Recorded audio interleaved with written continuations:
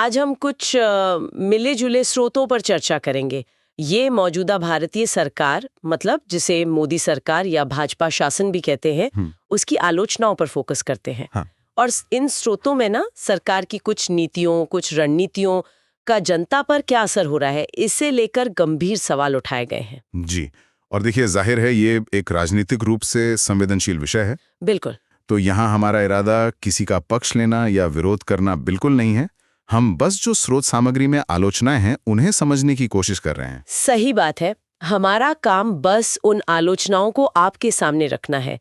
ये स्रोत खास तौर पर ये देखते हैं कि जो वादे थे और जो हुआ उसमें कितना अंतर रहा, राष्ट्रवाद और भावनाओं का इस्तेमाल राजनीति में कैसे हुआ, और हाँ, मीडिया की भूमिका क्या रही। हाँ, ये अहम बिंदु है। ये राष्ट्रीय सुरक्षा और धार्मिक मुद्दे वो आर्थिक चिंताओं पर भारी पड़ गए।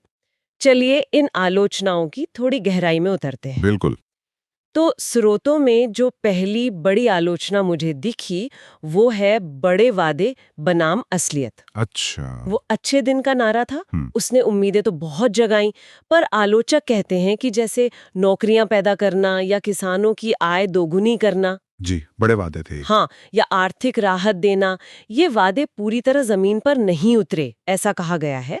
और तो और वो बुलेट ट्रेन या स्मार्ट सिटी जैसे बड़े प्रोजेक्ट्स हैं ना, उनकी रफ्तार भी धीमी बताई गई है। तो ये जो वादों और जमीनी हकीकत के बीच का एक कथित फासला है, ये एक मुख्य आलोचना बनकर उभरता है। हाँ, इन दस्तावेजों के मुताबिक ये दिखाता है कि मतदाताओं की उम्मीदें क्या थीं और सरकार का प्रदर्शन कैसा रहा, इसके बीच एक तनाव है। अच्छा, एक और अहम पहलू जो ये स्रोत उठाते हैं वो है राष्ट्रवाद और भावनाओं का इस्तेमाल। हाँ, ये काफी चर्चा में रहता है। आलोचकों का मानना है कि राष्ट्रीय सुरक्षा से जुड़े मुद्दे जैसे पुलवामा हुआ जी। या बालाकोट जी। और राम मंदिर जैसे धार्मिक मामले, जी। ये अक्सर चुनावों के आसपास ज्यादा उभरते हैं। और उनका आरोप ये है कि ये मुद्दे कहीं ना कहीं बेरोजगारी या महंगाई जैसी जो आम आदमी की आर्थिक मुश्किलें हैं, उनसे ध्यान भटकाने का काम करते हैं। हाँ, सूत्रों में ये बात साफ आती है कि आलोचक इसे एक तरह की, आप कह सकते हैं, भावनाओं को जगाकर राजनीतिक फायदा उठाने की रणनीति मानते हैं। अच्छा।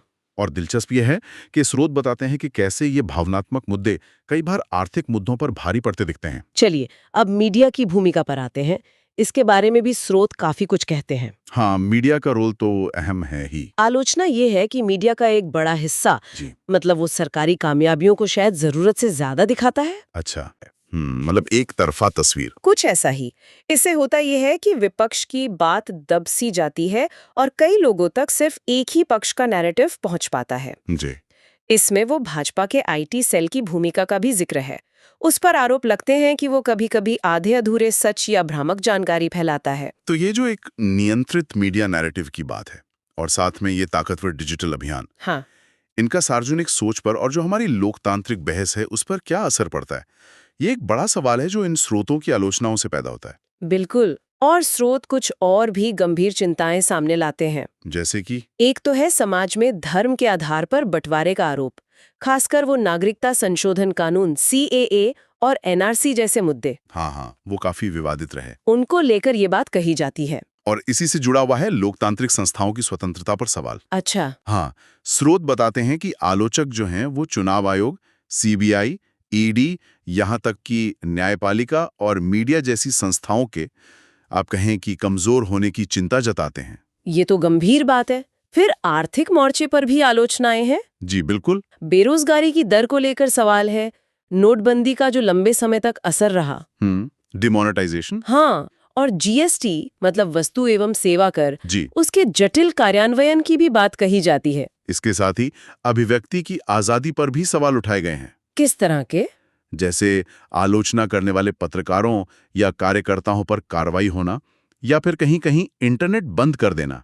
अच्छा। एक और आलोचना क्रोनी कैपिटलिज्म से जुड़ी हुई है। क्रोनी कैपिटलिज्म मतलब ये आरोप कि सरकार कुछ चुनिंदा बड़े उद्योगपतियों को अनुचित फायदा पहुंचा रही है। अच्छा, और सार्वजनिक संपत्ति का निजीकरण भी इसी में आता है। हाँ, उसका भी जिक्र है। तो ये सभी आलोचनाएं, जैसा कि इन स्रोतों में दर्ज हैं, वो सामाजिक एकता, लोकतंत्र की सेहत, आर्थिक बराबरी और नागरिक अधिकारों को लेकर चिंताएं जाहिर करती हैं। लेकिन ये समझना जरूरी है कि ये आलोचकों के नजरिए हैं जो स्रोत प्रस्तुत कर रहे हैं। वैसे स्रोत में समर्थकों के तर्कों का भी जिक्र है, जैसे हिंदू गौरव का बढ़ना, वैश्विक मंच पर मजबूती, कल्याणकारी योजनाएं, इंफ्रास्ट्रक्चर विकास। हाँ, वो भी हैं। पर आज हमारा ध्यान मुख्य रूप से आलोचनाओं को समझने पर था। सही है। तो अगर हम संक्षेप में देखें तो इन स्रोतों से जो मुख्य आलोचनाएं निकल कर आती हैं वो हैं, पहला, वादों और प्रदर्शन में कथित अंतर। दूसरा, भावनात्मक और राष्ट्रवादी मुद्दों का राजनीतिक इस्तेमाल। तीसरा, मीडिया और सूचना पर नियंत्रण की चिंता है। ठीक है। फिर धार्मिक ध्रुवीकरण के आरोप, संस्थाओं की स्वतंत्रता पर सवाल, कुछ आर्थिक नीतियों के नकारात्मक परिणाम और आखिर में अभिव्यक्ति की आजादी से जुड़ी चिंता है। ये वो बातें हैं जो स्रोत सामने रखते हैं। ये स्रोत सामग्री एक दिलचस्प सवाल पर सोचने को मजबूर करती है। क्या? कि देखिए, एक ही सरकारी कदम होता है।